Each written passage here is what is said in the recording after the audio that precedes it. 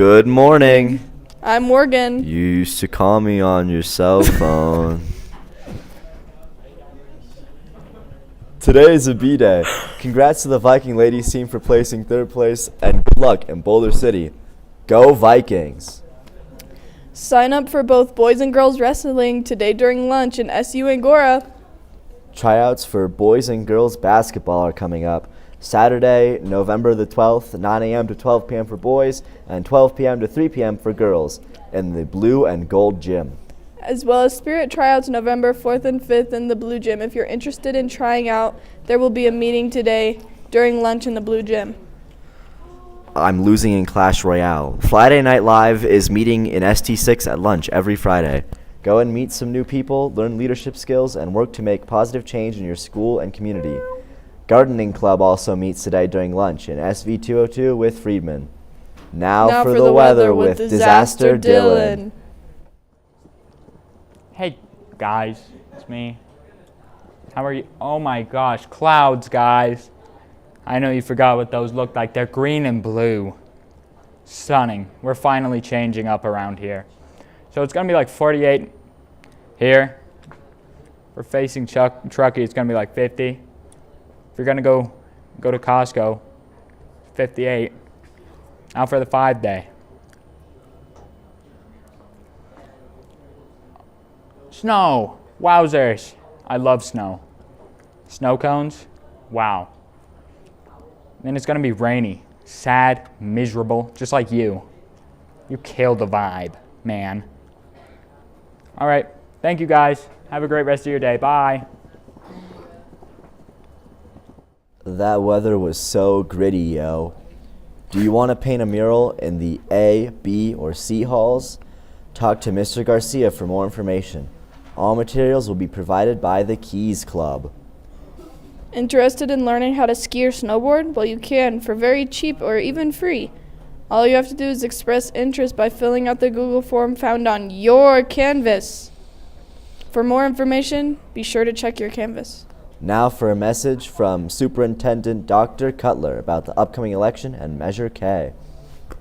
For our school district, much of those funds went to new buildings. Many here at this high school, one two-story building at the middle school and one two-story building at Bijou, but didn't go to updating and upgrading our classroom environments as well. So that's our second priority, modernizing our classroom environments. And so when we looked at that, we said, okay, if we could focus in on the health and safety of our facilities and modernizing the learning environment so we could focus on student learning, what would that cost? And it was approximately $100 to $110 million of the facilities master plan. $35 per 100,000 would get us there. And that was the lower dollar we could ask for. Remember, I said we could go for $60 per 100,000, so we went down to that. My effort here is not to tell folks to vote yes on Measure K. My effort is just to provide information and to educate folks. When they made a decision we needed to go for the bond, there was a statement. This is a moral imperative. Our schools are going to fail. Here at the high school, we have a boiler system that actually costs us a great deal of money, is not energy efficient, and is beginning to fail, just as an example of things that we need to approach. And so the board's comments were, hey, this is a moral imperative. And if the community supports it, great. We'll be able to get our facilities where they need to be for the future, get our classroom environments where they need to be for our student learning, and we'd be very proud and excited. If our voters, in the end don't, well, we go back to the drawing board. It does stress me out as the superintendent, as I'm charged with how are we going to continue to improve our education, as well as have a district that's going to last successfully well into the future, and facilities are a main part of that.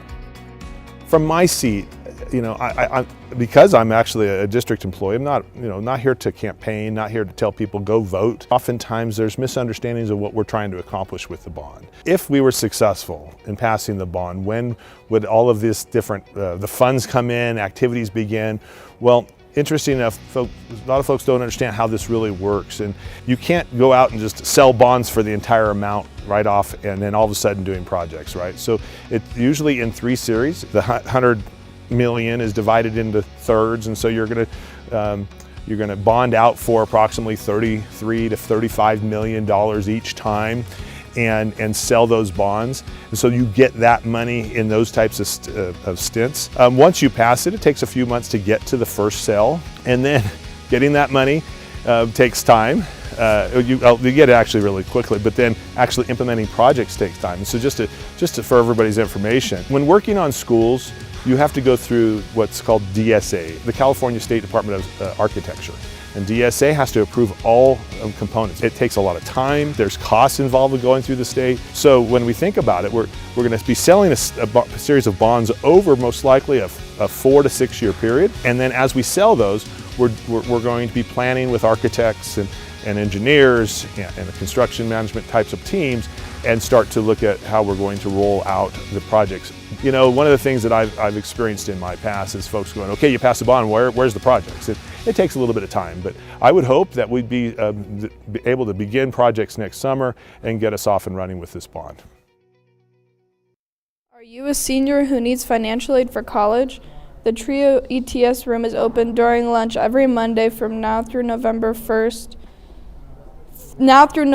one-on-one assistance. Are you stressed about applying to college? Come by the library for one-on-one support from your counselor during lunch through 4th period Tuesdays and Wednesdays.